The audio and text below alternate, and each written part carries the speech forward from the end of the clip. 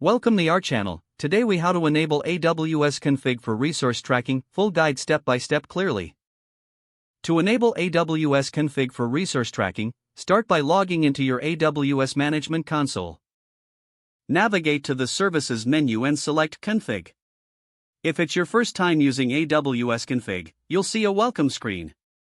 Click on the Get Started button to begin the setup process. Next, you will need to specify the resources you wish to track. Select the resource types you want AWS Config to monitor. Common options include EC2 instances, S3 buckets, and IAM roles. After selecting your resources, click on Next. On the next screen, you will set up a configuration recorder. Click on Create a new recorder to continue. In the configuration recorder settings, name your recorder.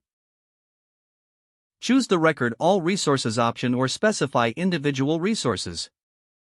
Select the appropriate IAM role or create a new one if needed. Click Next to proceed to the S3 bucket configuration. Here, you'll need to specify an S3 bucket to store AWS config data. If you don't have a bucket yet, you can create a new one.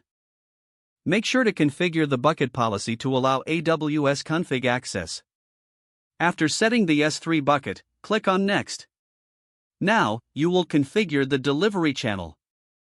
This channel allows AWS Config to send configuration snapshots and change notifications.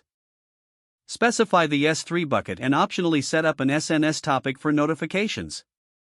Click Next to review your configuration settings. Ensure all information is accurate and complete. If everything looks good, click on Save and Continue. AWS Config will now be enabled for resource tracking. You can view recorded configurations and compliance status in the AWS Config dashboard. To monitor changes over time, check the configuration history regularly. AWS Config is now set up and tracking your selected resources efficiently. If the page does not load, refresh the browser or try again in a private or incognito window. Make sure you are using the correct email address, then retype it carefully to avoid small typos. If your password is not accepted, use the Reset option and create a new strong password you can remember. Check your spam folder for verification or security emails, then complete any requested confirmation steps. Don't forget to like this video and subscribe to our channel for more step-by-step tech guides.